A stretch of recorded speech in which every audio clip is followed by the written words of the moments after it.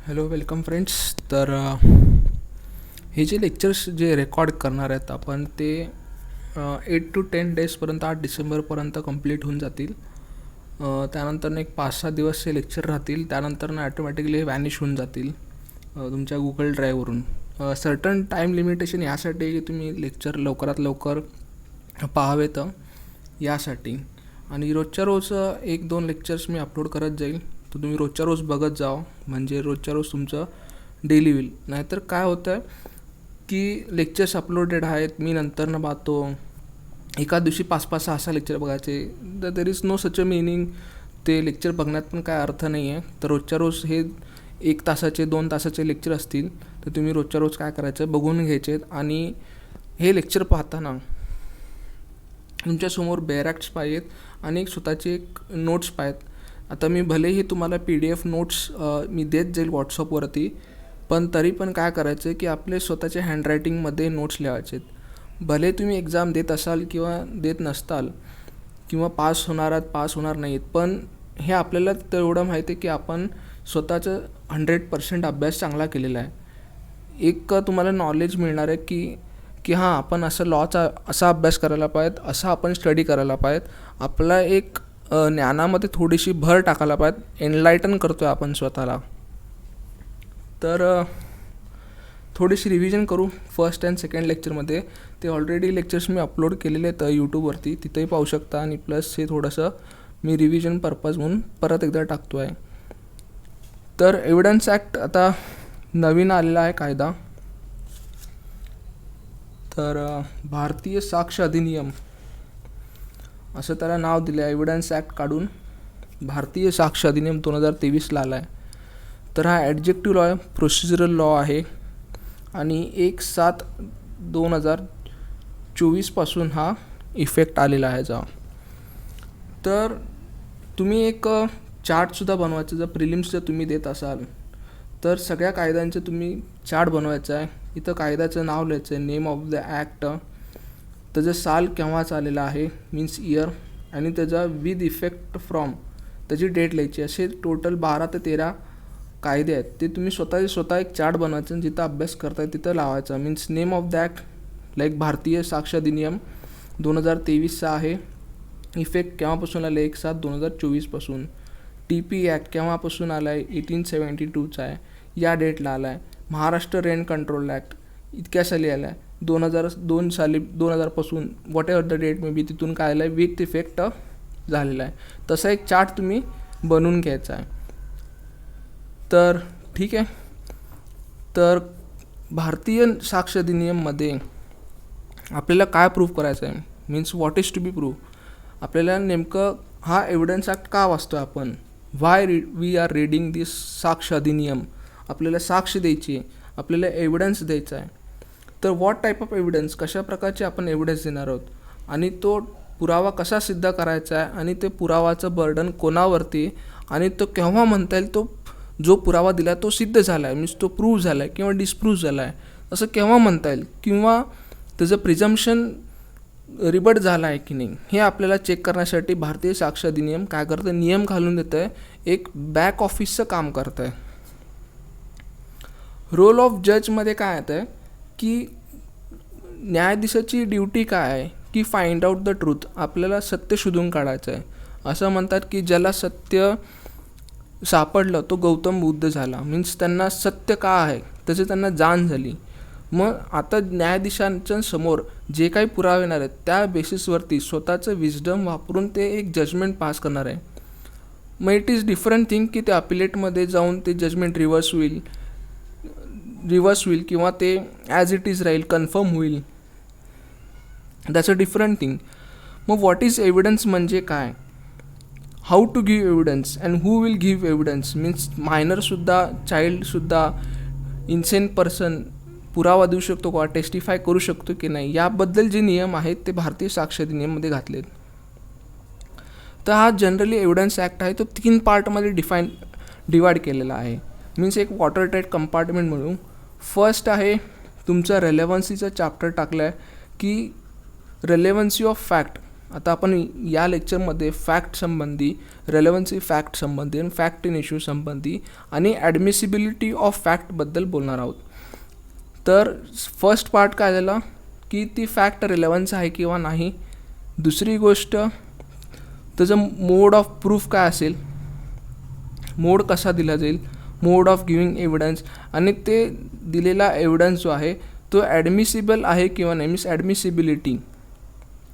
आणि fourth part आहे production, means एखादा आपल्याला एव्हिडन्स द्यायचा असेल त्याचं प्रोडक्शन कसं जाईल. तर या 4 पार्टमध्ये एव्हिडन्स ॲक्ट डिवाईड झाला आहे. एक आहे रेलेव्हन्सी ऑफ फॅक्ट, मीन्स त्याच्या अगोदर आपल्याला फॅक्ट समजून घ्यावं लागेल, मग रेलेव्हन्सी काय ते समजून घ्यावं लागेल, मोड ऑफ प्रूफ काय असेल, ॲडमिसिबिलिटी आणि रेलेव्हन्सीमध्ये काय फरक आहे, आणि त्याचं प्रोसिजर काय, प्रोडक्शन की कसं द्यायला पाहिजे, त्याचं मॅनर कसं आहे, तो या 4 ते 5 पार्टमध्ये काय केलं आहे, एव्हिडन्स ॲक्ट डिवाईड केला गेलेला आहे. तर मोड ऑफ प्रूफ काय, ओरल असेल, डॉक्युमेंटरी असेल, प्रायमरी असेल, सेकंडरी एव्हिडन्स केव्हा देता येईल. ठीक आहे. त्यानंतर who assert he shall prove it, existence, non existence. आता फॉर एक्झाम्पल एखादा व्यक्ती म्हणतो की I was not there at the time of incident, I was somewhere else, मी दुसऱ्या ठिकाणी होतो. तर मग हे बर्डन ऑफ प्रूफ कोणावरती असेल, जो म्हणतो त्याने प्रूफ करायचं. तर मी पजेशनमध्ये आहे तर ते मला पजेशरी राईट मला पहिल्यांदा प्रायमा फेसी प्रूव्ह करावं लागेल की I am in the possession and the opponent is disturbing my peaceful possession. तर who assert he shall prove means त्या बर्डन त्या व्यक्तीवरती आहे. एक एक्झिस्टन्स ऑफ राईट किंवा non existence of right, means positive आणि निगेटिव्हली दोन्ही प्रकारे राईट घेतलेला आहे. इथं admitted fact need not be proof. आपण हे बघितले की आपण ती लेडीज होती, ती बसमध्ये चढली, मग आरोपीने काय केलं, ॲडमिट केलं I was there in the bus but some one other person is tease her. त्यांनी छेडला I was this act is not done by me. तर admitted facts need not be prove याबद्दल पण काय प्रोव्हिजन्स आहेत. आता सर्वात महत्त्वाचं आहे की सगळ्या ठिकाणी एक मिथ आहे की फक्त पुरावावरतीच न्यायनिर्णय दिला जातो. हे टोटल मिथ आहे. Means yes it is obviously correct की judgement is given on the evidence before the court, जे कोर्टासमोर पुरावे येतील त्याच्यावरतीच निर्णय दिला जातो. पण as we are advocate, we are becoming a जज, आपण एक पहिल्यांदा वकील आहोत आणि जज पण आहोतच, तर आपण हे ब्लंडर करायला नाही पाहिजे. तर evidence given on the matters and plus evidence before the court. तर मॅटरमध्ये काय काय येतं, तर मॅटरमध्ये एक येतं वकिलांचं आर्ग्युमेंटसुद्धा येतं, means arguments of the advocates, ते सुद्धा मॅटर्स बिफोर द कोर्टमध्ये येतं. एक येतं demeanour of the court. Demeanour of court म्हणजे काय, डिमेन्युअर ऑफ विटनेस, विटनेसचे हावभाव कसे आहेत. Demeanour of witness means witness साक्षीदार जो क्रॉस एक्झामिनेशनमध्ये त्याचं बिहेवियर कसं आहे, त्याचे हावभाव कसे आहेत, ते सुद्धा आपण जजमेंटमध्ये नोट डाऊन करायला पाहिजे. जे एक्स्ट्रीम विटनेस बिहेव पॅटर्न करत असेल तर त्याचं डिमेन्युअरसुद्धा नोट डाऊन केलं जातं. मीन्स छोट्या छोट्या मायन्यूट गोष्टी जे कोर्टासमोर येतात त्या गोष्टीवरती जजमेंट दिलं जातं. सो वकिलांचे आर्ग्युमेंट असतील, डिमेन्युअर ऑफ विटनेस असेल, तर या डिमेन्युअर ऑफ विटनेसबद्दल पण आपण CRPCमध्ये पण बोलू. तर ठीक आहे. Judgement is given on the matters and evidence before the court. Evidence given in judicial proceeding. तर हे एव्हिडन्स आहे तो ज्युडिशियल प्रोसिडिंगमध्ये दिला जाईल, नॉन ज्युडिशियल प्रोसिडिंगमध्ये दिला जाणार नाही. ज्युडिशियल प्रोसिडिंग म्हणजे काय की जिथं ज्युडिशियल डिस्क्रिशन वापरलं जातं, जिथं जजेस मॅजिस्ट्रेट काय करतात, आपलं ज्युडिशियल माइंड, आपलं विजडम वापरून एखादं डेफिनेटिव्ह जजमेंट देऊ शकतात, तर त्याला एव्हिडन्स म्हटलं जाईल. तर मग आपण छोट्या छोट्या गोष्टी पाहणार की फॅक्ट म्हणजे काय, रेलेव्हंट फॅक्ट म्हणजे काय, प्रूफ ऑफ फॅक्ट म्हणजे काय, आणि ते ॲडमिसिबल होईल किंवा नाही, तो एव्हिडन्स जो दिला आहे त्याचं प्रूफमध्ये कन्वर्ट केव्हा होईल. तर या सगळ्या छोट्या वर्डबद्दल आपण या लेक्चरमध्ये पाहणार आहोत. तर evidence is not sufficient means किती पुरावा द्यायला पाहिजे, एक ट्रक भरून डॉक्युमेंट्स द्यायला पाहिजेत का, एक सिंगल विटनेस येऊन टेस्टिफाय करत असेल किंवा एक सिंगल डॉक्युमेंट. तर वेटेज ऑफ प्रूफपेक्षा क्वालिटी ऑफ एव्हिडन्स असेल तर तो बेस्ट एव्हिडन्स मानला जाईल. मीन्स एक पर्सन जर समोर कोर्टासमोर येऊन म्हणत असेल की yes I have seen this incident, on that basis conviction can be given. So रेपसारख्या केसेसमध्ये सुद्धा only victim of statement of विक्टिमचं जरी असेल that will be sufficient for the give conviction to the accused. Means विक्टिमचं solely जर statement असेल की जी पण काय घटना घडली असेल त्या लेडीसोबत, तर दॅट विल बी काय होईल, सफिशियंट होईल फॉर गिविंग द कन्व्हिक्शन देण्यासाठी.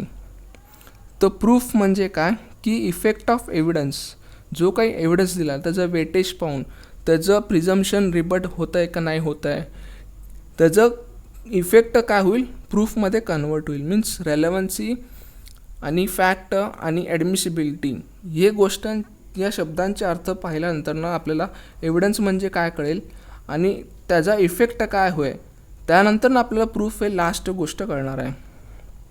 ते जस्ट हे इंट्रोडक्टरी लेक्चर आहे.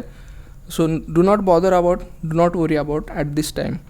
So all admissible facts are admissible but all relevant facts are not admissible. For example की ॲक्यूजने कन्फेशन केलं पोलिसांसमोर, this fact is relevant fact आहे बट डिड नॉट ॲडमिसिबल. तर ठीक आहे, एक एक्झाम्पल आपण घेतलो आहे. तर presumption means inferences can be drawn. Means या एव्हिडन्स ॲक्टनी मीन्स साक्ष अधिनियमनी काही प्रिझम्पशन घालून दिलेत की या गोष्टी आहेत, त्याचं तुम्ही काय करा, शाल प्रिझम्पशन करा. या गोष्टी आहेत त्या मे प्रिझम्पशन करा. अशी गोष्ट असेल तर त्याचं कन्क्लुझिव्ह प्रूफ माना, त्याच्यावरती तुम्ही पुरावा घेणार नाही, हे प्रूफ झालं म्हणून समजा. अशा प्रकारचे प्रिझम्पशन काही घालून दिलेले आहेत. तर प्रिझम्पशन काय करतं आहे की कोणावरती बर्डन आहे ते दाखवतं आहे. आणि जर प्रिझम्पशन रिबट केलं, रिबट म्हणजे काय की उलट दिशेने जर ते प्रूव्ह केलं की येस हे प्रिझम्पशन आता रिबट झालं आहे, खोडून टाकलं आहे, तर परत जे प्रिझम्पशन आहे परत दुसऱ्याकडे झालं. तर फॉर एक्झाम्पल घ्यायचं झालं, ए आणि बी हे काय बहीण भाऊ आहेत, means he is brother and he is sister. तर ए म्हणतो की या घराच्या वाटण्या आहेत त्या झालेल्या आहेत, बी म्हणती की वाटण्या झालेल्या नाही आहेत. Means assertion by one party denied by another party. हे काय करतो, आपलं फॉर एक्झाम्पल गिफ्ट डीड आणून दाखवतो किंवा पार्टिशन डीड म्हणून दाखवतो. फॉर एक्झाम्पल आपण धरू पार्टिशन डीड आणून कोर्टामध्ये प्रूव्ह करतो. पण बी काय करते आणि प्लस ए काय करतो सोबत रिलीज डीडसुद्धा दाखवतो एक बहिणीनं ऑफ बीचं. मीन्स त्याच्या बहिणीचं रिलीज डीडसुद्धा मी कोर्टामध्ये दाखवतो. पण बी असं आता प्रिझम्पशन काय झालं की पार्टिशन डीड झालेलं आहे, रिलीज डीड झालेलं आहे. मीन्स ह्या पार्टिशन ऑलरेडी झालेलं आहे. बट आता प्रिझम्पशन ह्यांनी प्रूव्ह केलं, आता प्रिझम्पशन शिफ्ट झालं बीवरती. आता इट इज हर मीन्स आता बर्डन कोणावरती, बीवरती आहे. तिला दाखवून द्यावं लागेल की पार्टिशन डीड झालेलं आहे ते खोटं आहे, रिलीज डीड करून दाखवली आहे ती खोटी करून दिलेली आहे किंवा धमकी करून दिलेली आहे.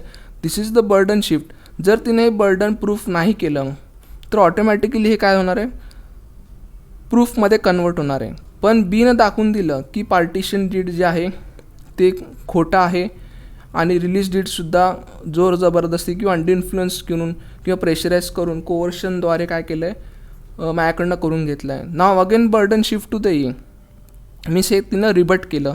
जर रिबट नाही केलं बीनं तर काय होईल, प्रूफमध्ये कन्वर्ट होऊन जाईल. हे ते जस्ट एक्झाम्पल आहे प्रिझम्पशन संबंधी.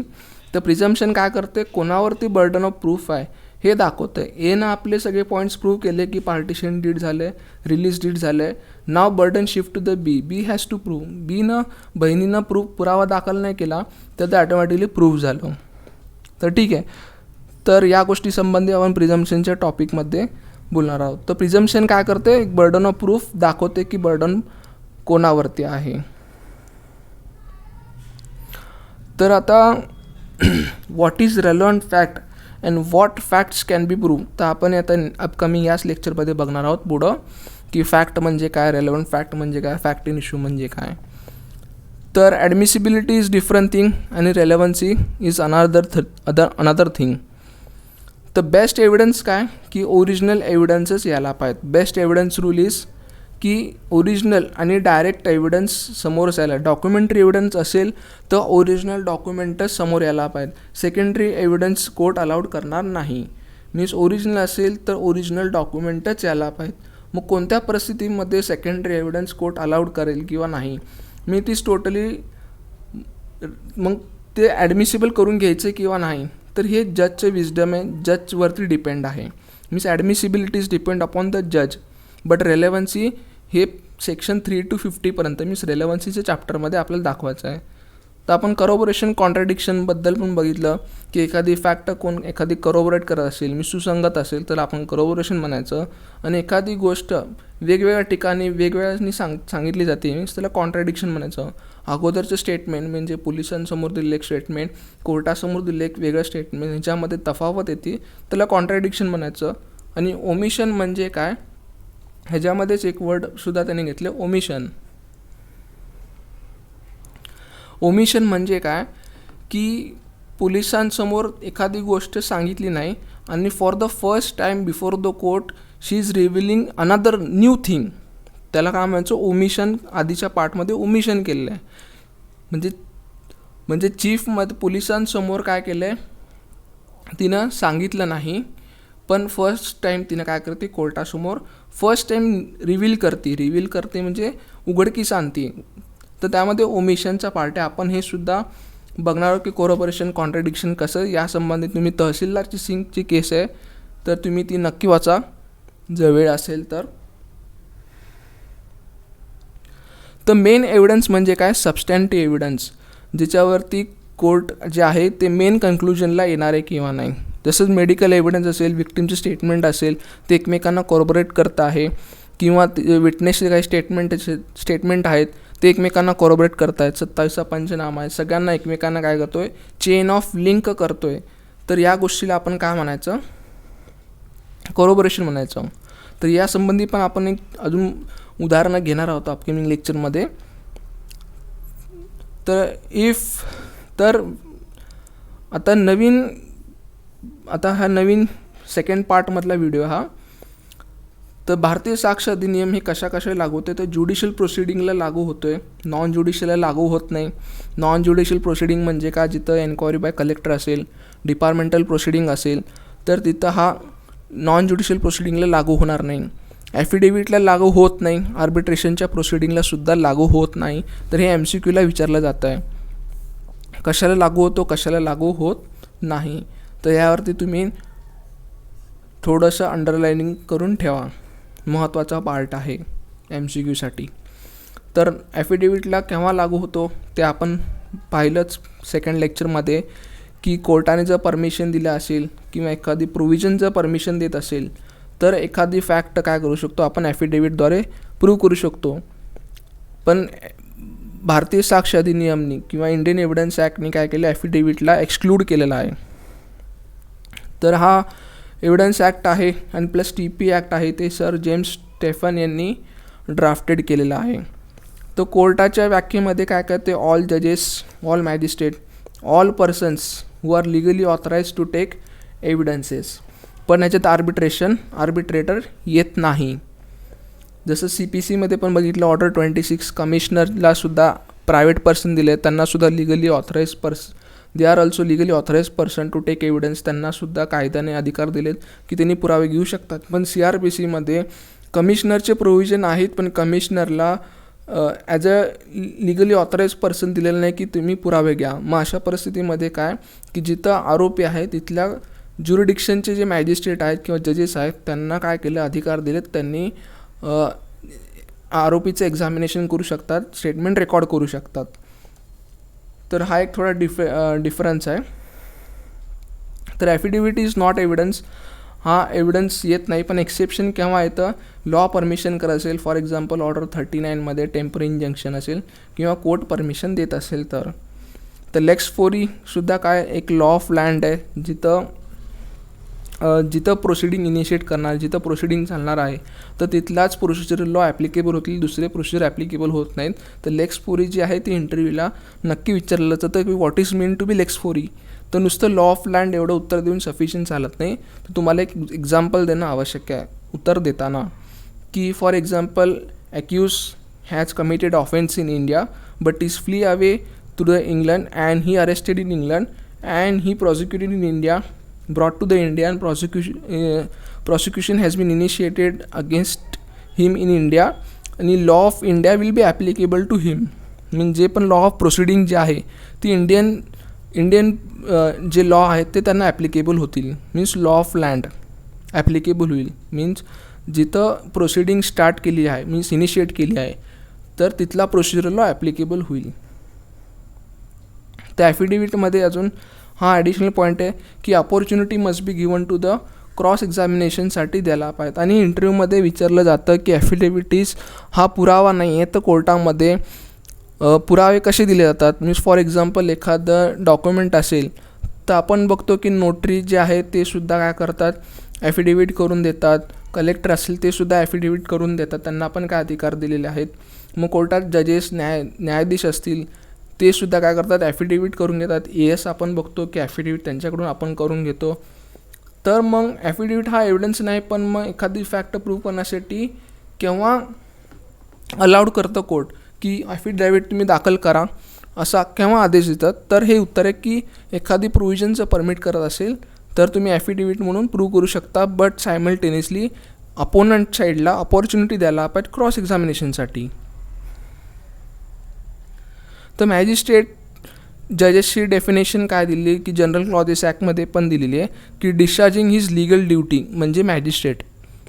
तर जजेस, कोर्ट ऑफ जस्टिस, आता IPCमध्ये सुद्धा आपण कोर्ट ऑफ जस्टिसची डेफिनेशन पाहणार आहोत की अ जज हू पासेस डेफिनेटिव्ह जजमेंट जर पास करत असेल तर त्याला जज म्हणावं किंवा कोर्ट ऑफ जस्टिस म्हणावं. मग ॲफिडेविट हा बेस्ट एव्हिडन्स होईल किंवा नाही, तर जनरल रूल सांगायचं की affidavit is not evidence but unless law permit. तर क्रॉस एक्झामिनेशनसाठी काय करायला पाहिजे, समोरच्या पार्टीला एक संधी द्यायला पाहिजे, तर तो एव्हिडन्स म्हणून पुरावा म्हणून वापरला जाईल फॉर प्रूफ ऑफ फॅक्टसाठी. तर सोबतचे पण हे प्रोव्हिजन आहेत भारतीय नागरिक सुरक्षा संहिता म्हणजे CRPCमध्ये की सेक्शन 331, 332 आणि 333 तुम्ही नक्की वाचा. This is for homework. For additional point आहे हे आता आपण याबद्दल चर्चा नको करायला. ज्यावेळेस आपण भारतीय नागरिक सुरक्षा संहिता वाचू त्यावेळेस हे प्रोव्हिजन येईल त्यावेळेस वाचू. पण आता हे जस्ट लक्षात रीड करा की कुठं कुठं प्रोव्हिजन लिंक करतात. आता 331 affidavit in proof of conduct public servant, 332 evidence of formal character on affidavit, order 39 असेल तर तिथं तुम्ही वाचून घ्या की हां इथे ॲफिडेविट आला आहे. ह्याचं कनेक्शन कुठंतरी एव्हिडन्स ॲक्टमध्ये कनेक्शन आहे. आणि एव्हिडन्स ॲक्ट रोजच्या रोज थोडा का होईना 15-20 मिनटं का होईना रोजच्या रोज वाचायला पाहिजेत. थोडं का होईना रोज एव्हिडन्स ॲक्ट वाचा. द नाव, आता हे जे 3rd लेक्चर आहे, आता हे जे आहे लेक्चर नंबर 3 इथून आपलं स्टार्ट होणार आहे. ते आता मी जस्ट ब्रीफ सांगितलं. मागचे जे लेक्चर आहेत 1, 2, 3 झालेले, तर ते मी जस्ट तुम्हाला इंट्रोडक्शन म्हणून दिले परत एकदा. तर ठीक आहे, आपण रेलेव्हन्सी अँड ॲडमिसिबिलिटी आपलं मेन लेक्चर आहे, लेक्चर नंबर 3. तर रेलेव्हन्सी अँड ॲडमिसिबिलिटी, तर रेलेव्हन्सी आणि ॲडमिसिबिलिटी बोथ आर नॉट सिनॉनॉम्स. सिनॉनॉम्स म्हणजे काय, दोन्ही समान अर्थी नाही आहेत, दोन्हीही विरुद्धार्थी आहेत. रेलेव्हन्सीचं एक डिफरंट मिनिंग आहे, ॲडमिसिबिलिटीचं एक डिफरंट मिनिंग आहे. ते समान शब्द नाही, they are not synonymous. Okay. What evidence can be given, आपण सुरुवातीलाच पाहिलं की 3 ते 4 महत्त्वाच्या गोष्टी आहेत की what is relevant of facts, दुसरी गोष्ट की काय आपल्याला प्रूफ करायचं, आणि 3rd इज ॲडमिसिबिलिटी, आणि 4th आहे प्रोसिजर, प्रोडक्शन ऑफ एव्हिडन्स कसा प्रोड्यूस करायचा. This is the 4th point. 4th point हा प्रॅक्टिकल पॉईंट ऑफ व्ह्यू आहे, पण जे फर्स्ट 3 पॉईंट्स आहेत ते अतिशय महत्त्वाचे आहेत. काय पॉईंट्स आहेत की व्हॉट इज एव्हिडन्स. एव्हिडन्स म्हणण्याच्या अगोदर आपण असं म्हणू की कोणते फॅक्ट्स महत्त्वाचे आहेत. Means all things are facts. आपल्याला माहीत आहे की तुम्ही लेक्चर ऐकताय, लेक्चर बघताय, तुम्ही बसलाय, तुमच्या हातासमोर वही आहे, तुमच्या हातात pen, this everything is fact. पण कोणते फॅक्ट रेलेवंट फॅक्ट होतील आणि कोणते फॅक्ट रेलेवंट होणार नाहीत, आणि कोणते रेलेवंट फॅक्ट हे एव्हिडन्स म्हणून कोर्टासमोर लीड करता येतील, आणि कोणते फॅक्ट ते प्रूफ म्हणून होणार आहेत आणि कोणते फॅक्ट ॲडमिसिबल होणार किंवा नाही हे कोण डिसाईड करणार आहे, आणि कोणते फॅक्ट रिलेवंट कोणते आहेत आणि कोणते नाहीत हे सुद्धा कोण डिसाईड करणार आहे, हा आपल्यासमोर प्रश्न आहे. Means who will decide. आपल्यासमोर एक क्वेश्चन आहे की हू विल डिसाईड. रेलेव्हन्सी कोण डिसाईड करणार, ॲडमिसिबिलिटी कोण डिसाईड करणार, आणि ते प्रूफ झाले किंवा नाही हे सुद्धा कोण डिसाईड करणार. 1 2 3 तीन प्रश्न आहेत. Who will decide relevancy, who will decide admissibility, who will decide this is the proof. Proof कोण सिद्ध करणार, who will decide relevancy, who will decide admissibility, who will decide it is proved. तर what evidence can be given किंवा what to be proof, म्हणजे कोणते fact आपण कोर्टासमोर द्यायला पाहिजे. हाऊ टू प्रूव्ह, ते कसे प्रूव्ह करायचे, means rules of admissibility this is the second. And proof means mode of proof कसे असतील. तर हे आपण आज रेलेव्हन्सी आणि ॲडमिसिबिलिटीबद्दल बोलणार आहोत. तर interpretation clause section number 2 in this अधिनियम unless the context otherwise requires, म्हणजे या कायद्यामध्ये दुसरा काही अर्थ सांगितला नसेल तर या कायद्यामध्ये जे जे शब्दाचे अर्थ सांगितले तोच अर्थ घ्यावा. परत एकदा सांगतो की इन दिस अधिनियम अनलेस कॉन्टेक्स्ट अदरवाईज रिक्वायर्स, जर दुसरा काही अर्थ येत असेल, दुसरा अर्थ काही सांगितला असेल दुसऱ्या अर्थाने तर तो अर्थ घ्यावा. जर दुसरा कोणताही अर्थ सांगितला नसेल तर या कायद्यामध्ये सेक्शन 2मध्ये जे जे डेफिनेशन सांगितले तोच अर्थ घ्यावेत. तर कोर्ट सांगितलं असेल तर कोर्ट म्हणजे ऑल जजेस, magistrate, all persons legally authorise to take evidence, हा कोर्टाचा अर्थ घ्या. प्रूव्ह म्हणजे काय, डॉक्युमेंट म्हणजे काय, फॅक्ट म्हणजे काय, एव्हिडन्स म्हणजे काय, डिस्प्रूव्ह म्हणजे काय, तर हे सगळे अर्थ घ्यावेत. आता एक सबसेक्शन 2 आहे, तो सुद्धा ॲडिशनल पॉईंट आहे की words expression here in and not define but define in the informative technology act 2000, भारतीय नागरिक सुरक्षा संहिता 2023, भारतीय Nyaya Sanhita 2023 shall have the same meaning as assign to them the said act and Sanhita. म्हणजे BNS असेल किंवा IT ॲक्ट असेल की BNNS असेल, ज्यामध्ये कोणते शब्दाचे अर्थ दिले असेल, फॉर मॅन असेल, मॅनचा अर्थ काय, वुमनचा अर्थ काय, तो जे अर्थ तिथं दिले असेल तोही अर्थ या कायद्यामध्ये वापरावा असं त्यांनी सांगितलं आहे. तर आपण कोर्टाची डेफिनेशन लास्ट लेक्चरमध्ये पण बघितली की ऑल जजेस म्हणजे काय, मॅजिस्ट्रेट म्हणजे कोण, in all person who are legally authorise to take evidence these are the code. फक्त आर्बिट्रेशन त्याच्यामध्ये येत नाही, तर एक्सेप्ट आर्बिट्रेटर्स, हे MCQला विचारलं जातं.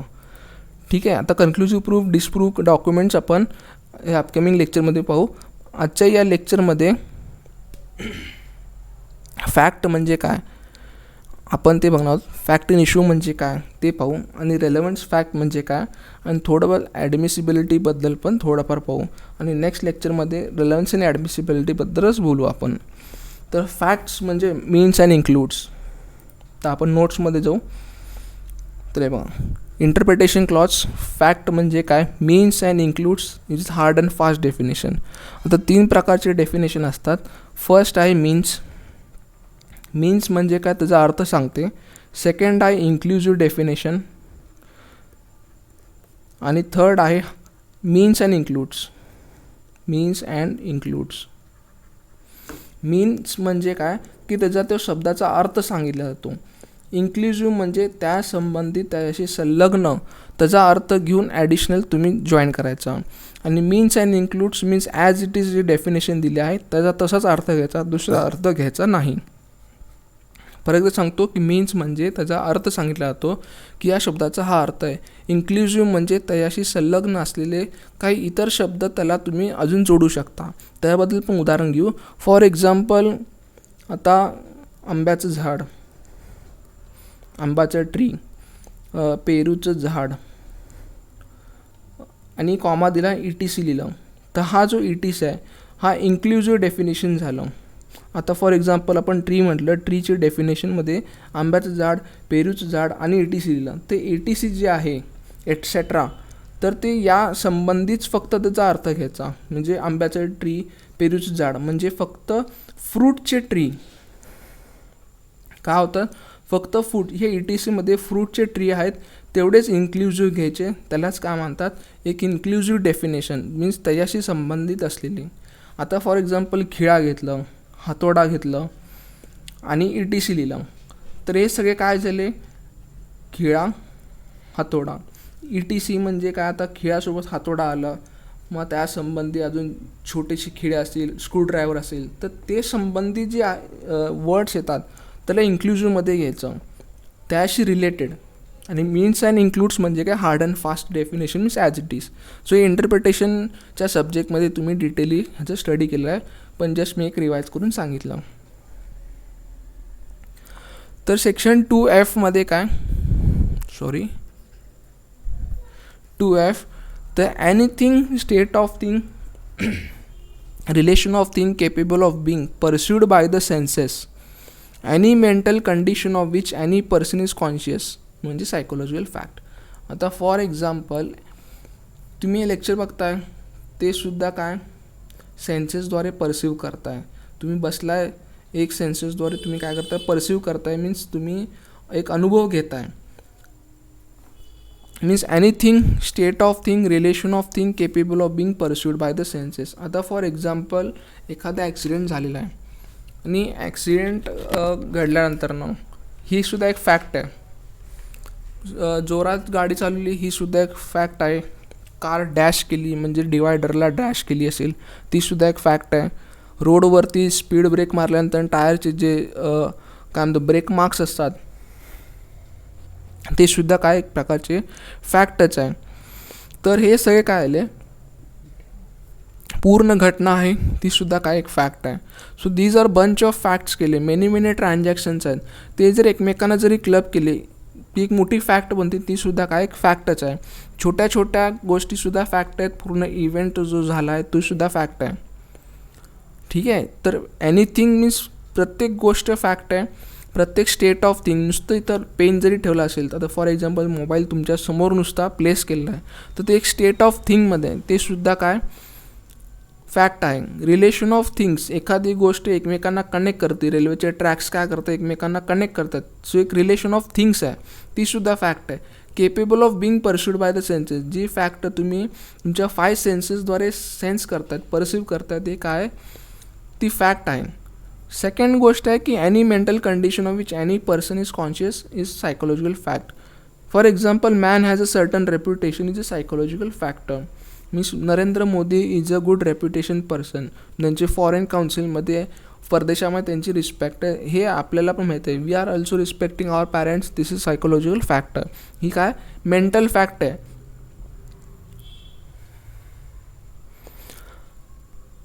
I want to take revenge, this is also psychological एखादी फॅक्ट आहे. तर आता एव्हिडन्स ॲक्टमध्ये प्रत्येक ठिकाणी फॅक्ट ही गोष्ट येणार आहे. तर फॅक्ट म्हणजे काय, रेलेव्हन्स फॅक्ट म्हणजे काय आणि फॅक्ट इन इश्यू म्हणजे काय, या 3 गोष्टीचं आपण एक उदाहरण म्हणून एक एक्झाम्पल म्हणून घेऊ. आता फॉर एक एक्झाम्पल, आता एक व्यक्ती आहे, ॲक्युज पर्सन आहे,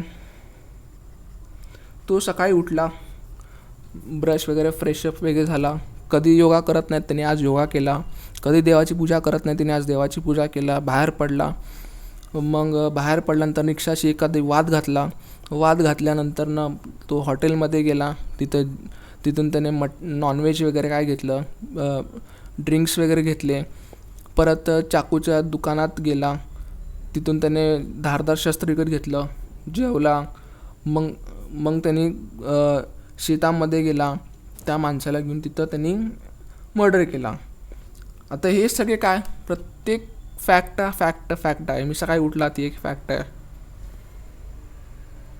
पूजा केला ती एक फॅक्ट आहे, योगा केला ती एक फॅक्ट आहे, रिक्षासोबत वाद घातला ती एक फॅक्ट आहे, दारूची दुकानं गेला ती फॅक्ट आहे, परत दुकानात पण गेला असेल ती एक फॅक्ट आहे. Means each and everything is fact. पण ह्यामधले आपली फॅक्ट इन इश्यू कोणती आहे, मीन्स आता त्याच्या अवतीभोवती काय करतात फॅक्ट फिरतात. फॅक्ट आहे, ही एक फॅक्ट आहे, मी सगळ्या गोष्टी त्यांनी केल्यात, फॅक्ट अवतीभोवती त्याच्या काय करतात फॅक्ट घडतात. हे सगळे एकमेकांना फॅक्ट आहेत, पण ह्यातली रेलेव्हंट फॅक्ट कोणती आणि कोणती गोष्ट फॅक्ट इन इश्यू आहे. तर एनी मर्डर कॉज केला आहे, this is the fact in issue. आता हे फॅक्ट इन इश्यू कसं काय झालं बाबा, तुम्ही हा प्रश्न विचारताल की त्याने मर्डर केला, ही फॅक्ट इन इश्यू कशी झाली आणि बाकीच्या ज्या गोष्टी फॅक्ट कशा. तर आपण एकदा डेफिनेशन नक्की वाचू, मग डेफिनेशन वाचून झाल्यानंतर परत इथं येऊ.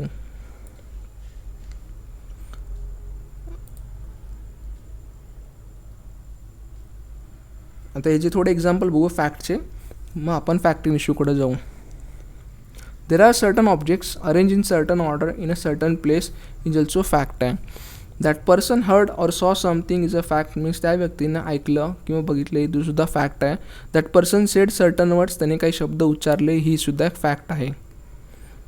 That person holds certain opinion, त्यांनी काय ओपिनियन ग्राह्य धरलं आहे. Has a certain intention, acted in good faith, चांगल्या रीतीने वागला किंवा त्यांनी गैरव्यवहाराने वागला, फ्रॉड्युलंटली, और uses particular word in particular sense, means आपण लाडा म्हणतोय लाडू असं म्हणतो, किंवा is or was at the specified times conscious of particular sensation is also fact. Means रागात कोणती शिवी वगैरे दिली असेल तर ती सुद्धा काय प्रकारची फॅक्ट आहे. तर आपण फॅक्ट इन इश्यूबद्दल बोलू. तर फॅक्ट तुम्हाला होपफुली समज असेल. फॅक्ट म्हणजे काय की प्रत्येक गोष्ट जी आपण अनुभवतो 5 सेन्सेसद्वारे किंवा आपल्या मेंटलमध्ये एक इमेज बनल्या, ती प्रत्येक गोष्ट आपल्या सभोवती जी पण घडते ती सगळ्या गोष्टी फॅक्ट आहे. आपण रात्री झोपलो ही सुद्धा एक फॅक्टच आहे. तर फॅक्ट इन इश्यू एकदा आपण डेफिनेशन वाचू. Section 2G. Fact in issue means and includes any fact from which either by itself or in connection with other facts the existence, non-existence, nature, extent of right, liability, disability, asserted, denied in any suit or proceeding necessarily follows. Explanation काय म्हणते की whenever under provision of law for the time being in force relating to civil procedure any court records an issue of fact, the fact is to be asserted or denied in answer to such a issue is a fact in issue. इलॉस्ट्रेशन पण एक वाचू. Illustration is also part of the provision. आपण इंटरप्रिटेशनमध्ये सुद्धा बघितले की illustration also part of the statute. So A is accuse of the murder of B. एवरती charge लावला आहे की त्यानं बीची हत्या केली म्हणून. ॲट इज ट्रायलच्या वेळेस the following facts may be in issue that A cause B's death, means एनं बीचा हत्या केली, हा त्याच्यावरती चार्ज आहे. ए intended to cause B's death, means एची हेतू होता बीला मारण्याचा. That A had received grave and sudden provocation from बी, बीकडनं त्याला उकसवणं, ग्रेव अँड सडन प्रोवोकेशन आलं, त्याने त्यामुळे रागाच्या भरात काय केली, हत्या केली. That A at the time of doing the act which is cause B's death was by reason of unsoundness of mind incapable of knowing its nature. A हा कृत्य करायच्या वेळेस, मीन्स बीला मारण्याच्या कृत्याच्या वेळेस तो वेडसरपणाच्या झटकेमध्ये होता किंवा तो जो काय करतो ते त्याला समजत नव्हतं. तर ठीक आहे, आपण हे एक्झाम्पल बघितलं तर आपण थोडंसं इन डिटेल पाहू, थोडंसं आपण फोडून वाचू, म्हणजे वाक्याला फोडून वाचू. तर fact in issue means and includes म्हणजे काय हार्ड अँड फास्ट डेफिनेशन घेतली त्यांनी. तर any existence from which either by itself or in connection with other facts. बस एवढंच वाचू आणि ह्याच्यामध्ये काय काय शब्द आहेत त्याचे फोड करून वाचू. इदर बाय इटसेल्फ मीन्स त्याने काय म्हटलं आहे, any fact from which either by itself means एक फॅक्टची काय होऊन जाईल, फॅक्ट इन इश्यू होऊन जाईल. हे पहिला मुद्दा. Any fact from which either by itself is a fact in issue means हे फॅक्टच काय फॅक्ट इन इश्यू आहे. सेकंड थिंग काय म्हटली की in connection with other facts means he एक फॅक्ट आहे, ही एक फॅक्ट आहे, ही एक फॅक्ट आहे, ही एक फॅक्ट आहे, ही एक फॅक्ट आहे. ह्यांना सगळ्यांना काय होईल, कनेक्शन मिळून एक फॅक्ट इन इश्यू बनेल. समजलं एवढं की any fact from which either by itself means एखादी फॅक्टच ही फॅक्ट इन इश्यू बनेल किंवा सगळे फॅक्ट मिळून ती फॅक्ट इन इश्यू बनेल. या सगळ्यांना कनेक्ट करून काय होईल, सगळे फॅक्ट इन इश्यू मुद्द्याची गोष्ट बनेल. आता सेकंड पार्ट आहे या डेफिनेशनमधला की existence, non existence, nature, extent of any right, liability, disability, asserted, denied in suit or proceeding necessary follows. त्याच्यामध्ये त्यांनी सिव्हिलसुद्धा म्हणजे फक्त क्रिमिनल्स नाही तर सिव्हिल प्रोसिडिंगसुद्धा काय केलेत, कवरअप केलेले आहेत. तर फॉर एक्झाम्पल आता असं गृह्य धरा की ए हा प्लॉट आहे, ए हा प्लॉट आहे, त्याच्यावरती एक्स आणि वाय दोघंसुद्धा क्लेम करतात की दिस प्रॉपर्टीज बिलॉंग टू द मी. आता फॉर एक्झाम्पल उदाहरण घ्यायचं झालं तर पोझिशनचं सूट आहे. X is claiming this properties belong to me, Y is saying that this properties belong to the me. X प्रॉपर्टीसुद्धा काय एक्स म्हणतो की ए प्रॉपर्टी मला बिलॉंग करते, वाय म्हणतो की ए प्रॉपर्टी माझी आहे. मग आता इथं वादाचा मुद्दा काय, फॅक्ट इश्यू काय काय बनेल. मुद्द्याची गोष्ट ए आहे, means whether A properties belong to the X और वाय. हा एक तुमचा वादाचा मुद्दा झाला. फॅक्ट इन इश्यू म्हटलं जातं त्याला. सिव्हिलमध्ये त्याला फॅक्ट इन इश्यू म्हणतात, क्रिमिनलमध्ये त्याला चार्ज म्हणतात किंवा points for determination. So charge म्हटलं तरी काही हरकत नाही किंवा पॉईंट्स फॉर डिटर्मिनेशन म्हटलं तरी काही हरकत नाही. सिव्हिलमध्ये फॅक्ट इन इश्यू मीन्स वादाचा मुद्दा काय, महत्त्वाचा मुद्दा काय. तर दुसरा इश्यू काय येईल परत ह्याच्यामध्येच की whether who is in position, कोण पोझिशनमध्ये आहे. ही सुद्धा एखादी फॅक्टच आहे की पोझिशनमध्ये कोण आहे, ही सुद्धा एक फॅक्टच आहे. थर्ड काय येईल की हू ऑब्स्ट्रक्ट, कोण ऑब्स्ट्रक्ट करते आहे. एक्स ऑब्स्ट्रक्ट करतोय, वाय ऑब्स्ट्रक्ट करतोय, this is also one fact. आता परत डेफिनेशनमध्ये येऊ. The existence, non existence, nature of, extent of right, liability, disability. आता एक्स काय म्हणतो की एक्झिस्टन्स ऑफ माय राईट आहे to protect my property, to enjoyment of my property and to protect the property from third person. हा माझा काय existence of right means परत आलं existence of my right. Nature of right कसं आहे की enjoyment of property. Extent काय की एक्सटेंट आहेच की कोणी त्या प्रॉपर्टीला ऑब्स्ट्रक्ट करू नये. मीन्स माझी लायबिलिटी पण काय ती की no one should disturb my position. And disability काय ती की जर कोणी मला ऑब्स्ट्रक्ट करत असेल तर I will take right action in the court of law. So तर existence of my right means nature of right आहे, नेचर ऑफ माझी लायबिलिटी आणि नेचर ऑफ डिसॅबिलिटी. तर आता asserted by one party means X काय करतो, assertion करतो no this is my property. आणि डिनाईड कोण करते, वाय सेइंग डिनाईंग दॅट की X is not owner of the property, Y property is my property. Means Y म्हणतो की हे प्रॉपर्टी जी आहे ती माझी आहे. अनदर एक्झाम्पल घ्यायचं म्हटलं तर क्रिमिनलमधलं तर ए हा पर्सन आहे, त्याचं nature of existence of right काय to protect my body, to protect my property. Means existence of nature of right काय की माझी माझ्या शरीराला कोणीही इजा करू नये, this is the my existence my right आहे. आणि माझी लायबिलिटी पण काय की माझ्यासोबत जो कोणी आहे त्याला पण कोणी इजा करू नये. आता नॉन एक्झिस्टन्स ह्याच्या अपोजिट घेऊ आपण. नॉन एक्झिस्टन्स तर हे निगेटिव्हली घेतलं आहे. मी पॉझिटिव्हली एक्झिस्टन्स, नॉन एक्झिस्टन्स आहे निगेटिव्हली घेतलं आहे. ठीक आहे. तर asserted, denied in any suit or proceeding. तर एक्सनी ॲसर्ट केलं की this property is belong to the me आणि डिनाईड कोणी केलं, वायनी केलं की no this is my property. तर एनी सूट म्हटलं तर सिव्हिलमध्ये येतं आहे, प्रोसिडिंग म्हटलं तर क्रिमिनलमध्ये येतं आहे. तर जेव्हा आपण सूट म्हणू तेव्हा सिव्हिल सूट येईल, जेव्हा प्रोसिडिंग शब्द वापरू त्यावेळेस क्रिमिनल प्रोसिडिंग वर्ड येईल. हे प्रोसिडिंग म्हटलं तर क्रिमिनल येईल, सूट म्हटलं तर सिव्हिल सूट येईल. ठीक आहे. तर फॅक्ट इन इश्यू काय झाली, मुद्द्याची गोष्ट झाली. जी एखादी फॅक्ट ती फॅक्ट इन इश्यूसुद्धा असू शकते किंवा अनेक फॅक्ट एकमेकांना कनेक्ट करूनसुद्धा काय होईल फॅक्ट इन इश्यू बनेल. आणि फॅक्ट इन इश्यू म्हणजे काय एखादा जो राईट आहे तो मला प्रोटेक्ट करायचा आहे किंवा एखादी लायबिलिटी असेल किंवा एखादी डिसॅबिलिटी असेल ती एक्झिस्टेड असेल किंवा नॉन एक्झिस्टन्स असेल, पॉझिटिव्हली किंवा negatively. Assertion by one party, denied by another party. सिव्हिलमध्ये सुद्धा आपण ऑर्डर 14मध्ये पण आपण तेच पाहणार आहोत की asserted by one party, denied by another party, all call fact in issue means वादाचा मुद्दा काय तो इश्यू बनतो. तर आपण वरती एक एक्झाम्पल अजून घेणार होतो.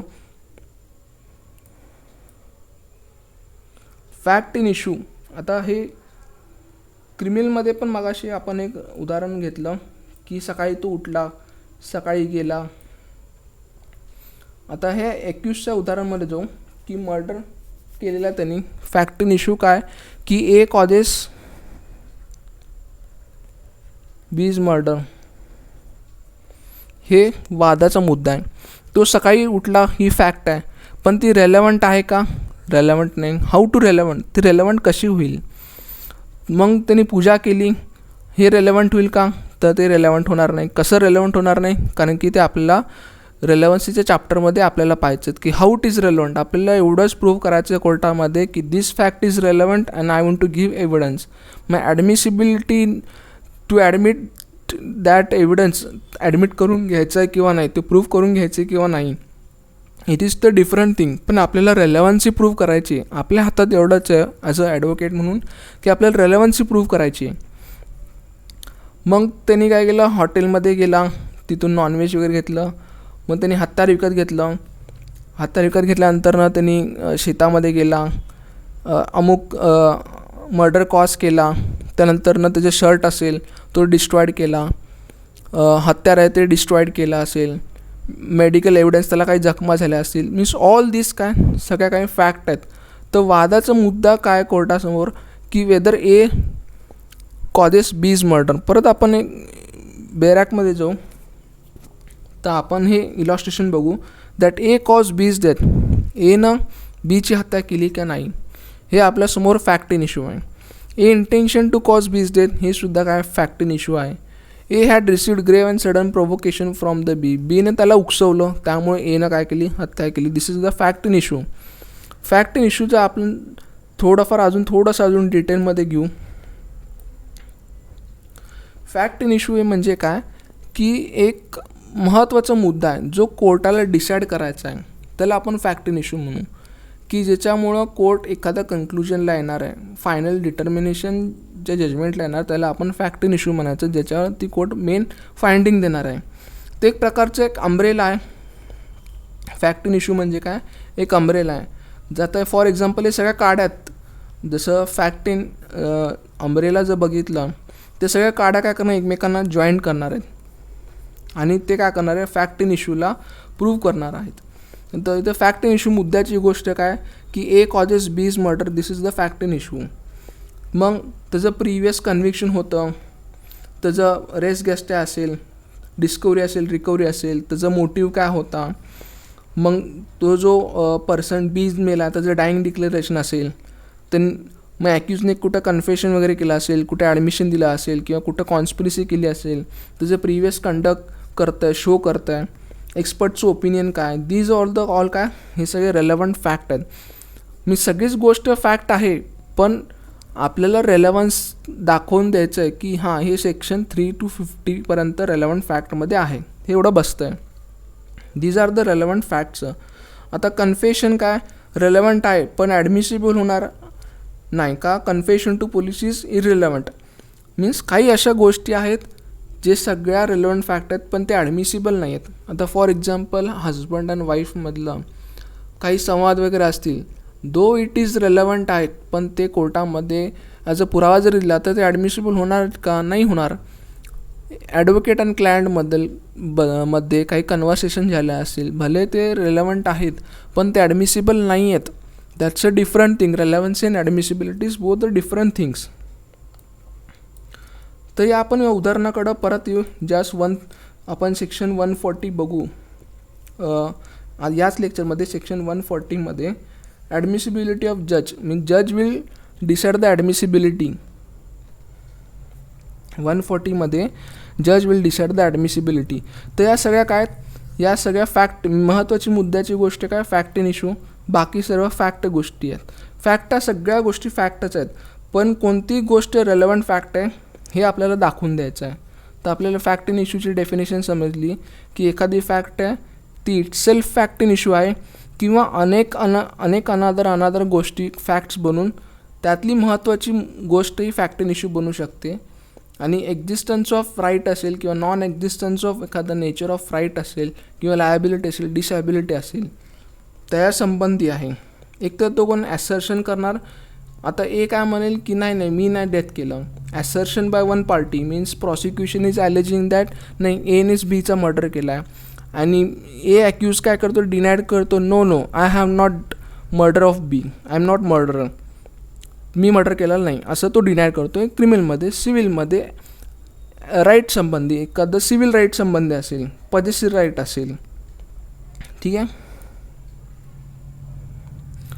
तर नेक्स्ट गोष्ट आहे की necessary facts are necessary to prove fact in issue also call relevant facts. Means आत्ताच आपण बघितलं, आता वरती आपण जे बघितलं, सकाळी तो उठला, सकाळी पूजा केली, मंदिरात गेला, मग नंतर पूजा केली, हॉटेलमध्ये गेला, रिक्षा पकडली, रिक्षाशी वाद घातला, ह्यातली नेसेसरी फॅक्ट कोणत्या आहे त्यालाच रेलेवंट फॅक्ट म्हणायचं. आता फॉर एक्झाम्पल आपण जिथं मार्क केलं हे की तो सकाळी लवकर उठला, though it is fact, but whether it is relevant, it is not relevant. Necessary आहे का, इफ फॅक्ट इन इश्यूला प्रूव्ह करण्यासाठी नेसेसरी फॅक्ट आहे का, तर ती नेसेसरी फॅक्ट नाही, म्हणून ती रेलेवंट फॅक्ट नाही. आपल्याला उत्तर कसं द्यायचं आहे की एखादी फॅक्ट आहे ती रेलेवंट फॅक्ट आहे किंवा नाही हे आपल्याला दाखवून द्यायचं आहे. तर मग ही फॅक्ट जो सकाळी तो उठला लवकर ही फॅक्ट आहे, पण ती नेसेसरी आहे का रेलेवंट फॅक्टला प्रूव्ह फॅक्ट इन इश्यूला प्रूव्ह करण्यासाठी, तर ती नेसेसरी नाही आहे, त्यामुळे ती रेलेवंट फॅक्ट नाही. परत सेकंड एक्झाम्पल, त्यांनी योगा केला असेल इथं, दिस इज ऑल्सो फॅक्ट, पण whether this fact is necessary to prove fact in issue, not necessary, म्हणून ती रेलेवंट फॅक्टसुद्धा काय नाही आहे. तो चाकूच्या दुकानात गेला, मीन्स नाईफच्या काय गेलं शॉपमध्ये गेला, yes this is necessary fact आहे, and this is necessary fact why, because it is necessary to prove fact in issue, that's why it is relevant fact आहे. मीन्स एखादी अशी फॅक्ट आहे की जी नेसेसरी फॅक्ट आहे, जी फॅक्ट इन इश्यूला प्रूव्ह करणारी आहे, ती फॅक्ट रेलेवंट फॅक्ट आपण त्याला म्हणू. फॉर एक्झाम्पल नंतर ना त्यांनी शर्ट डिस्ट्रॉय केला असेल, शर्ट का डिस्ट्रॉय केला, त्याच्या रक्ताचे डाग पडलेत, मग this is also one fact, this fact is necessary for the purpose of proving fact in issue, that's why this fact is relevant fact. असं प्रत्येक गोष्ट आपल्याला सांगावं लागणार आहे की ही फॅक्ट गोष्ट आहे, पण ही फॅक्ट इन इश्यूला प्रूव्ह करण्यासाठी नेसेसरी आहे का हे आपल्याला विचारायचं. नेसेसरी आहे का ही फॅक्ट इन इश्यूला करण्यासाठी नेसेसरी आहे का, जर नेसेसरी असेल तर त्याला आपण रेलेवंट फॅक्ट म्हणू आणि त्याच्याबद्दल आपल्याला पुरावा देता येईल. ते आपण रेलेवन्सीच्या फॅक्टबद्दल बोललो. तर नेक्स्ट आहे, आता इथं थोडं मिस्टेक झाली, ते मी वॉट लिहिलं होतं, तुम्ही एवढं कनेक्शन करून घ्या वाय म्हणून. तर आपण जे विचारलं एखाद्या फॅक्टला म्हणजे ॲक्टला, फॅक्ट म्हणजे काय, ॲक्टिंगच आहे, म्हणजे एक ॲक्टच आहे, त्याला आपण फॅक्टच म्हणू. की मी का मारलं, मीन्स जर एखाद्या ॲक्टला मी वाय विचारलं, why I did this act, मी ही ॲक्ट का केली, तर आपल्याला मिळणार आहे मोटिव्ह मिळणार आहे की मला त्या इलेक्शनमधून काय करायचं, त्याला एलिमिनेट करायचं आहे, कारण की तो माझा प्रतिस्पर्धी आहे, प्रतिद्वंद्वी आहे, माझा कॉम्पिटंटर आहे, मी त्याला इलेक्शनमध्ये येऊ द्यायचं नाही. हा माझा मोटिव्ह काय की तो इलेक्शन जिंकू नये, this is my motive and व्हाय. आणि हाऊ का मारलं, तर आपल्याला इंटेन्शन गॅदर होणार आहे. जर आपण हाऊ किल्ड म्हणून विचारलं तर आपल्याला इंटेन्शन मिळणार आहे की मी का मारलं, कसं मारलं. हाऊ मीन्स मी नाईफ विकत घेतला, मी त्याचा पाठलाग केला, मी फॉलोअप केलं, त्याचं डेली शेड्यूल मी कॉपी केलं, नोट डाऊन करून घेतलं, इतक्या वेळेस तो बाहेर पडतो, इतक्या वेळेस हे करतो, so and so things. Means माझं इंटेन्शन जर काढायचं असेल तर हाऊ म्हणून प्रश्न विचारायचा, तर तुम्हाला इंटेन्शनचं उत्तर मिळतं आहे. आणि जर तुम्ही व्हाय म्हणून विचारला तर तुम्हाला मोटिव्हचं आन्सर मिळतं आहे. तर ईच अँड एव्हरी फॅक्ट आहे, मग ती रेलेवंट फॅक्ट आहे किंवा नाही, तर आपल्याला हे प्रूव्ह करावं लागेल की ती नेसेसरी फॅक्ट आहे का, ती फॅक्ट इन इश्यूला प्रूव्ह करण्यासाठी. उत्तर हो असेल तर ती रेलेवंट फॅक्ट आहे, उत्तर नसेल नकारार्थी असेल तर ती रेलेवंट फॅक्ट नाही, त्याचा पुरावा देता येणार नाही. Relevant facts are needs to be prove and disprove. Means हे रेलेवंट फॅक्टच आहे की आपल्याला काहीतरी सिद्ध करायचे किंवा काहीतरी डिस्प्रूव्ह करायचं आहे, त्यासाठी ते रेलेवंट फॅक्ट आहे. रेलेवंट फॅक्ट ही इटसेल्फ इज ऑल्सो फॅक्टच आहे, means each and everything is fact. Why relevant and if it is not explain, तर तुम्हाला त्याचा पुरावा देता येणार नाही. जर तुम्हाला रेलेवन्सी दाखवता आली नाही तर तुम्हाला त्या संबंधी पुरावा देता येणार नाही, कोर्ट ॲडमिटच करून घेणार नाही. तर मग आपल्याला हा असा अजून प्रश्न विचारतो, मी फर्स्टला पण विचारला होता, आपण वरती जाऊ, की who will decide the relevancy, admissibility and proof. कोण म्हणेल की हे प्रूफ झालं आहे, कोण म्हणेल की हे ॲडमिसिबल झालं आहे, कोण म्हणेल हा रेलेवंट पार्ट आहे. तर सेक्शन आपला 3 to 15, आपण परत एकदा बेरॅकमध्ये जाऊ. आता इथे ह्याच्यामध्येच चार्ट दिलं नसेल, just a second. Part 3 chapter number 2 हा 3 पासून स्टार्ट होतो, तो 50 पर्यंत आहे. तर 3 to 50 काय करतो, रेलेवन्सी शो करतो. सेक्शन 3 to 50 पर्यंत काय करणार आहे, रेलेवन्सी दाखवणार आहे. जज विल नॉट डिसाईड, जज डिसाईड करणार नाही की हा पार्ट रेलेवंट आहे किंवा रेलेवंट नाही, ते आपल्याला दाखवून द्यायचं आहे. सर सेक्शन 3 to 50मध्ये या बिटवीन द प्रोव्हिजनमध्ये रेलेवंट आहे आणि हे मला एव्हिडन्स लीड करता येईल. मीन्स हे आपल्याला वकिलांना दाखवून द्यायचं आहे की हाऊ इट इज रेलेवंट. जज will decide whether it is ॲडमिसिबल or not, it is wisdom of the जज. अँड प्रूफ आहे की त्याचे वेटेज किती आहे आणि it's also wisdom of the जज. तर ठीक आहे, तर आपण होतो आता हा जो मुद्दा आहे 141, just to decide the admissibility of evidence is wisdom of the जज. आय थिंक 140 का 141 आहे, आय विल जस्ट चेक, कारण नवीन ॲक्ट आहे ना त्यामुळं. Yes, it is 141, just decide to admissibility of the जज. तर प्रिन्सिपल, आपण या फॅक्टन इश्यूला आपण काय म्हणू, प्रिन्सिपल फॅक्ट म्हणू. त्यांनी स्टॅप केलेला आहे, मेडिकल एव्हिडन्स असेल ही सुद्धा रेलेवंट फॅक्ट आहे. स्टॉक केला असेल, नाईफ त्यांनी परचेस केला असेल, दीज आर द काय रेलेवंट फॅक्ट्स आहेत. प्रिव्हियस एनिमिटी असेल, कन्फेशन टू पोलीस असेल, ॲक्युजचं शर्ट असेल रिकव्हरी केला असेल किंवा नाईफ रिकव्हरी वगैरे केली असेल, दीज आर द काय fact in issue. Main principal फॅक्टला आपण फॅक्ट इन इश्यूला प्रिन्सिपल फॅक्टसुद्धा म्हणू. बाकीचे जे सगळे नेसेसरी फॅक्ट आहेत, जे फॅक्ट इन इश्यूला प्रूव्ह करण्यासाठी नेसेसरी आहेत, त्यांना सगळ्यांना काय म्हणायचं, रेलेवंट फॅक्ट म्हणायचं. So principal fact is to be आपल्याला प्रूव्ह करायचे आणि तोच आपल्याला काय होणार आहे, डिसिजन ऑफ द केस बनणार आहे, त्यालाच फॅक्ट इन इश्यू म्हणायचं. फॅक्ट इन इश्यूला आपण तुम्ही प्रिन्सिपल फॅक्ट म्हणा किंवा डिसिजन ऑफ द केस ज्यावरती मेन फाइंडिंग आहे त्याला आपण फॅक्ट इन इश्यू म्हणू शकतो. सिव्हिलमध्ये फॅक्ट इन इश्यू म्हणतात, क्रिमिनलमध्ये त्याला चार्जेस किंवा पॉईंट्स फॉर डिटर्मिनेशन म्हणतात. तर आपण evidence and tendering of evidence and tendering of evidence, only filing of document is not evidence. Means कोर्टामध्ये जर डॉक्युमेंट्स जर आपण द्यायला लागलो तर ते सफिशियंट नाही. तर first and foremost me points यावरती क्लिअर करेल की एक्झिबिटिंग अ डॉक्युमेंटला नुसतं एक्झिबिट नंबर देणं, दिस विल बी नॉट सफिशियंट. हे काही सफिशियंट नाही की डॉक्युमेंटला एक्झिबिट दिलं म्हणजे डॉक्युमेंट प्रूव्ह झालं असा अर्थ होत नाही. इट इज जस्ट फॉर आयडेंटिफिकेशनसाठी नंबरिंग दिलं जातं की डॉक्युमेंट कोणत्या पेजवरती आहे. मीन्स डॉक्युमेंटला नुसतं एक्झिबिट पडलं मीन्स डॉक्युमेंट प्रूव्ह होत नाही. डॉक्युमेंट्स प्रूव्ह करणं it is very different thing and numbering of document is a different thing. Only filing of document is not evidence. Means who will decide whether it is relevant, whether it is admissible, when it is become evidence. एखादा document कोर्टामध्ये सादर केला तर तो केव्हा evidence म्हणून मांडला जाईल, केव्हा तो ॲडमिसिबल होईल, and when it is to be read in evidence, केव्हा तो पुरावा म्हणून वाचला जाईल, अँड व्हेन जज apply his own mind for the प्रूफसाठी.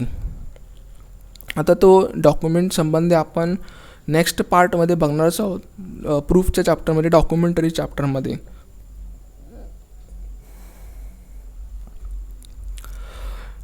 Court decide करणार नाही. Law means section 3 to 15 will decide the whether it is relevant. मी सेक्शन 3 to 50 जो आहे तोच, हे मधले जे सेक्शन आहेत तेच डिसाईड करतील की this fact is relevant fact आहे. आता फॉर एक्झाम्पल आता आपण चीफमध्ये असेल किंवा क्रॉस एक्झामिनेशनमध्ये घेताना बरेचसे ॲडव्होकेट म्हणतात how it is relevant, you are leading this evidence, किंवा तुम्ही एखादी गोष्ट तथ्य मांडताय, ही रेलेवन्स कशी आहे, तुम्ही आम्हाला रेलेवन्सी दाखवा. कोर्टसुद्धा म्हणतं रेलेवन्स काय या गोष्टीचा, आम्हाला रेलेवन्सी दाखवा. क्रॉसमध्ये आपण चीफमध्ये म्हणतो की आपण लीडिंग क्वेश्चन विचारू शकत नाही, क्रॉसमध्ये आपण लीडिंग क्वेश्चन विचारू शकतो but to the relevant to the point. Relevancy means relevancy is check by the court, पण कोर्ट चेक करत आहे, पण it is the section 3 to 50 only will decide whether it is relevant or not. Admissibility will be decided by जज is different thing. So that's why the first part म्हटलं की relevancy and admissibility is different thing. Why? Because relevancy is only shown by the section 3 to 50 and admissibility is decided by the जज. The for example confession of accuse असेल, त्यांनी पोलिसांसमोर statement दिला असेल की असं असं मी गुन्हा केला आहे, असं so and so things. It is relevancy चॅप्टरमध्ये, but it is not admissible. Another example घ्यायचं झालं तर रिटर्न स्टेटमेंट असेल, तुम्ही रिटर्न स्टेटमेंट फाईल करण्यासाठी लिमिटेशन आहे 30 days आणि पोस्टपोन थोडं डिले दिला झाला असेल तर प्लस 60 days डिले आहे. मीन्स 90 days तुम्ही रिटर्न स्टेटमेंट फाईल करायला पाहिजे. After that the return statement will not be allowed. Return स्टेटमेंटमध्ये जे पण काय कंटेंट तुम्ही लिहिलेत, means in reply to the प्लेंटचे पण जे पण काय तथ्य त्यांनी मांडले असेल, जे पण काय ॲलिगेशन्स म्हणू किंवा जे पण असर्शन केलं आहे त्याला आपण रिप्लायमध्ये रिटर्न स्टेटमेंट केले ते रेलेवंट आहेत, पण ते ॲडमिसिबल का होणार नाही, कारण की after 90 days it will not admissible. Okay, we are on the point of admissibility आणि relevancy. We are not talking about की ते 90 days डिले कंटिन्यूशन करून अनदर थिंग डिले कंटिन्यूशन करून घेताल ती वेगळी गोष्ट आहे. We are talking about admissibility. 90 days delay continuation घेऊन ते ॲडमिसिबल करेल. इट इज रेलेवंट आहे. रिटर्न स्टेटमेंटमध्ये जे काही कंटेंट्स लिहिलेले आहेत ते रेलेवंट आहेत, पण ॲडमिसिबल नाही आहेत. का? कारण की 90 days लॅप्स झालेलं आहे. ओके, तर हे याबद्दल असं उदाहरण आपण सांगू शकतो की रिटर्न स्टेटमेंटमध्ये दिलेले कंटेंट्स हे रेलेवन्स आहेत, पण 90 days लॅप्स झाले आहेत म्हणून ते ॲडमिसिबल होणार नाहीत. Means rules of admissibility is different thing, rules of relevancy is another thing. तो रेलेवन्सी फॅक्टबद्दल बोलू.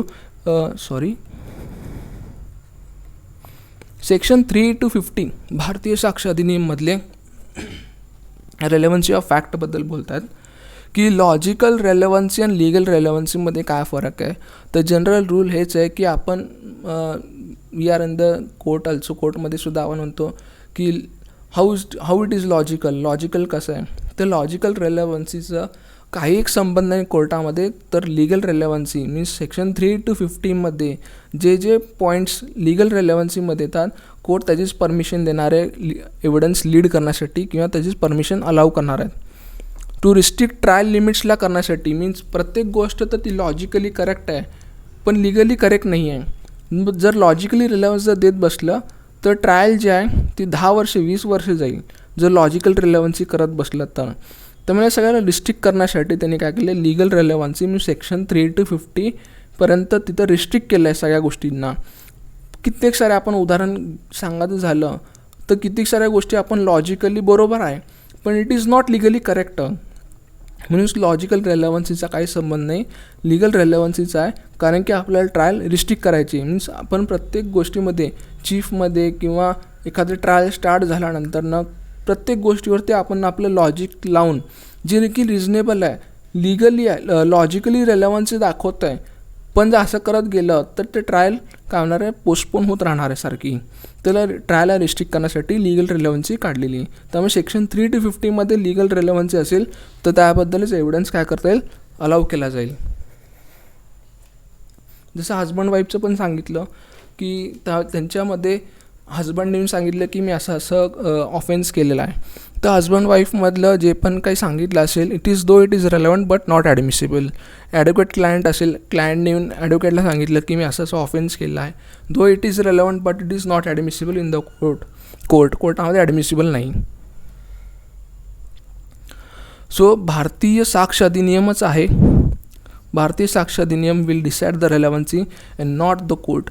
Means only section 3 to 55 decide करेल हे रेलेवन्सी. बाकीचं कोर्ट किंवा आपण नाही किंवा कोणीही नाही रिलेवन्सी डिसाईड करणार, तर फक्त भारतीय साक्ष अधिनियम डिसाईड करेल this is the relevant.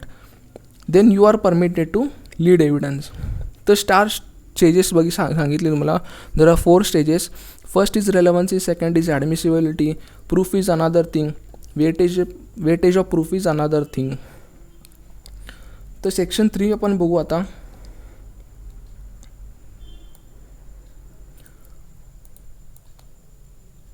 Evidence may be given in any suit or proceeding of existence, non-existence of every fact in issue of such other facts are hereinafter declared to be relevant and no others.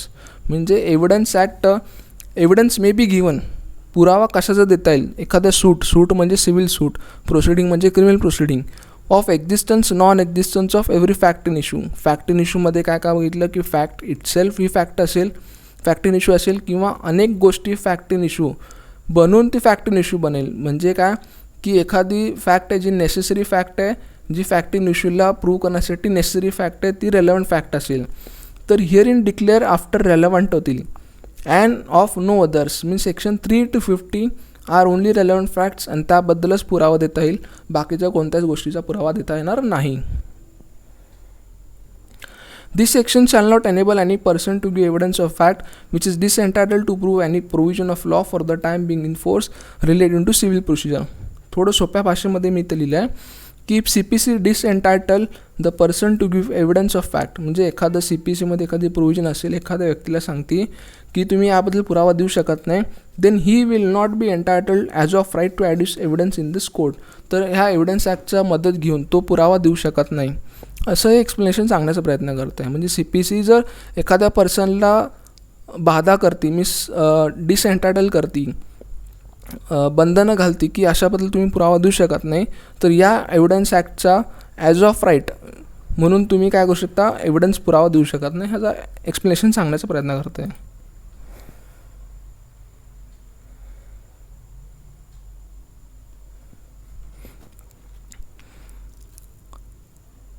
The A is tried for murder of B by beating him with a club with the intention of causing A's death. At a trial following facts in issue की A beating B with the club, तो बुक्कीने मारतोय, A is causing B's death by beating, भरपूर मारतोय, A has intention to cause B's death.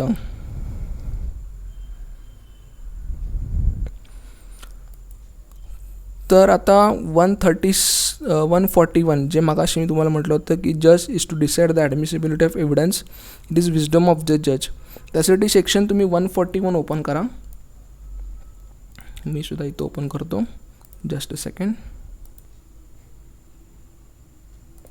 Okay, तर 141 मी काढले तुमच्यासाठी. तर 141चे heading काय, जज to decide as to admissibility of evidence. Okay, तर जज कसं डिसाईड करणार,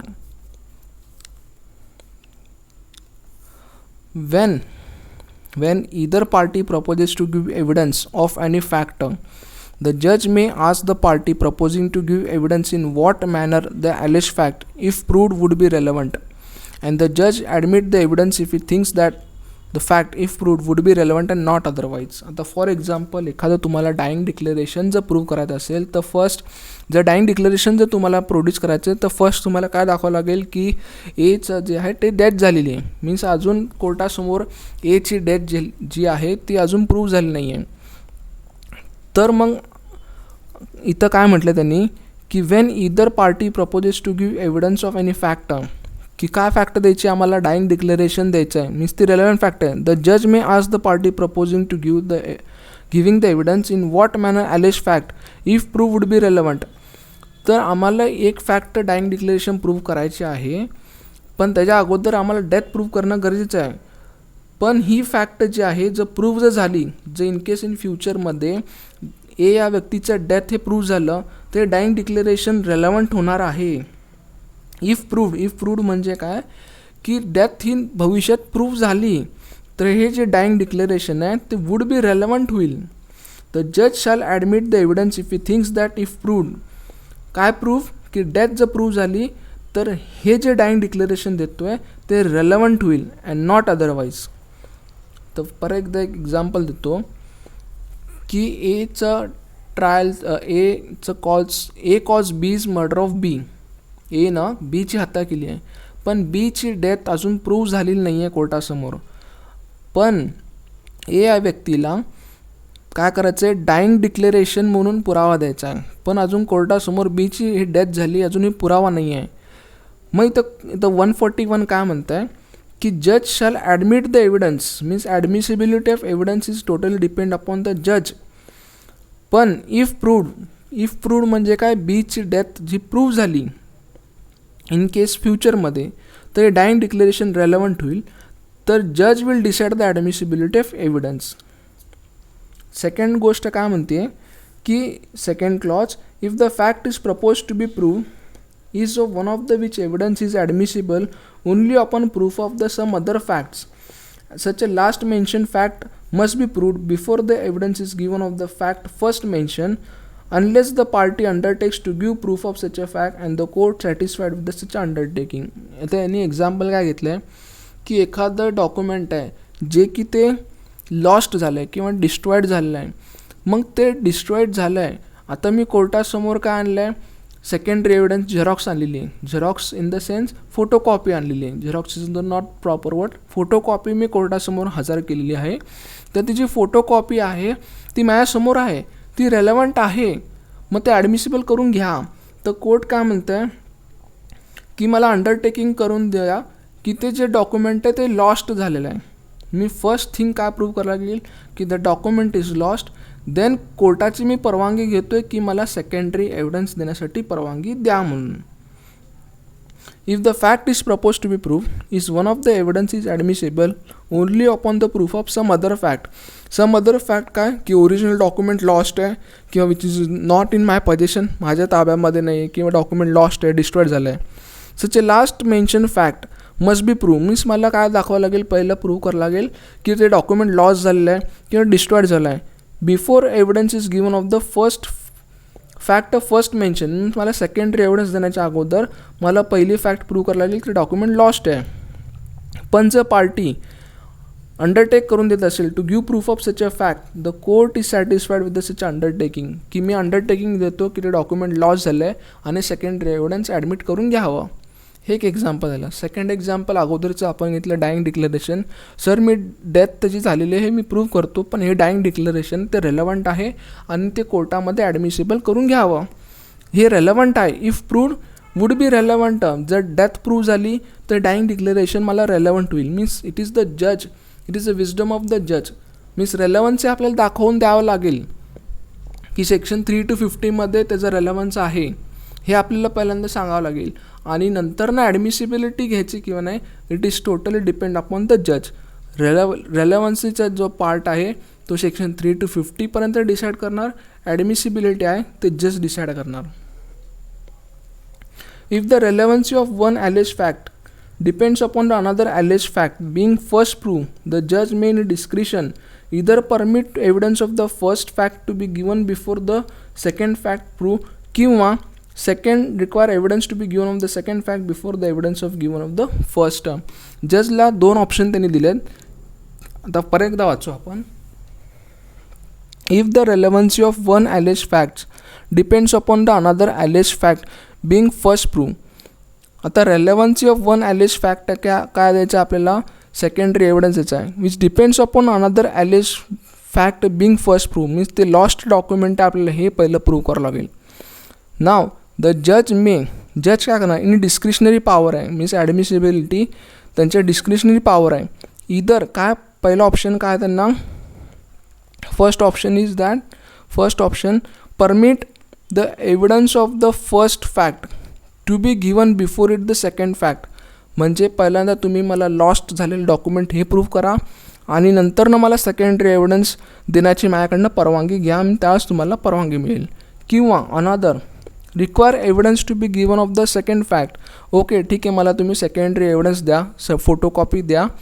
before evidence is given of the first fact, lost document होण्याच्या अगोदर ते प्रूव्ह करण्याच्या अगोदर मला फोटोकॉपी तुम्ही देऊ शकता. Means court has the discretionary power एक तर मला पहिल्यांदा तुम्ही परमिशन मी तुम्हाला देतो की पहिलं मला लॉस्ट डॉक्युमेंट आहे ते प्रूव्ह करा, नंतरनं फोटोकॉपी द्या. किंवा सेकंड ऑप्शन आहे की तुम्ही फोटोकॉपी आत्ता करा आणि अंडरटेकिंग द्या की ते डॉक्युमेंट लॉस्ट आहे आणि मी सेकंडरी एव्हिडन्स फोटोकॉपी मी अलाउड करतो. जसं एक्झाम्पल सेकंडरी डेथमध्ये सुद्धा आहे की पहिला तुम्ही डेथ प्रूव्ह करा, मग मी डाईंग डिक्लेरेशनचं स्टेटमेंट जो विटनेस कोर्टात आला आहे त्याचं डाईंग डिक्लेरेशन रेकॉर्ड करतो. पहिल्यांदा तुम्ही डेथ डिक्लेअर करा तर मी डाईंग डिक्लेरेशन घेतो, हे फर्स्ट आहे. किंवा तुम्ही मला अंडरटेकिंग द्या की त्याची डेथ झाली आणि मी डाईंग डिक्लेरेशन घेतो आणि नंतर तुम्ही डेथ काय करा, प्रूव्ह करा. एक्झाम्पल वाचू परत. A is propose to give statement about relevant fact by person alleged to be dead, which statement is relevant under section 26. The fact that person is dead must be proved by the person proposing to prove statement before the evidence is given of the statement. Means dying declaration देण्याच्या अगोदर पहिलं मला death आहे हे पहिलं prove करा. बघा, the fact that person is dead must be proved by the person proposing to prove the statement. Dying declaration prove करण्याच्या अगोदर तो व्यक्ती मेलेला आहे हे प्रूव्ह करा डाईंग डिक्लेरेशन देण्याच्या अगोदर. It is proposed to prove by copy the contents of document said to be lost. The fact that original is lost must be proved by the person proposing to produce the copy before the copy produced. मी secondary evidence देण्याच्या अगोदर ते document loss झाले पहिलं prove करा. Third example, A accuse of receiving stolen property knowing had to be stolen. A accuse आहे, त्याच्याकडं चोरीचा माल रिसिव्ह केलेली प्रॉपर्टी आहे, हॅव बीन स्टोलन, ती त्यांनी चोरलेली प्रॉपर्टी. It is propose to prove that he denied the possession of the property. The relevancy of denial depends upon identity of the property. The court may discretion either require property be identified before the denial of possession is proved or permit the denial of possession to be proved before property is identified. Means कोर्टाला एक option दिलेला आहे, discretionary आहे, की require property identified before denial of possession prove.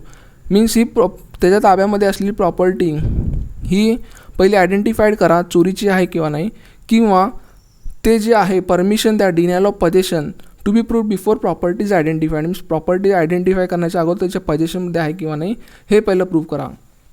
तर means ती discretionary power of the court दिलेला आहे ह्याच्यामध्ये 140